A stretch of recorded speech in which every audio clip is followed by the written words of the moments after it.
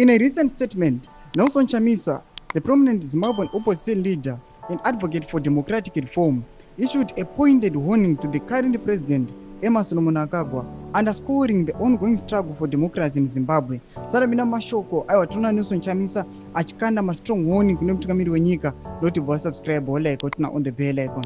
Timina mamu gomchinze. Chamisa, known for his unwavering stance against the prevailing regime, made his remarks on Tuesday highlighting what he perceives as the shortcomings of Mnangagwa's administration. A cheated and betrayed man who is recalibrating and rebuilding himself is a dangerous man, Chamisa asserted, implying that Mnangagwa's desperation could lead to further instabilities or harsh measures.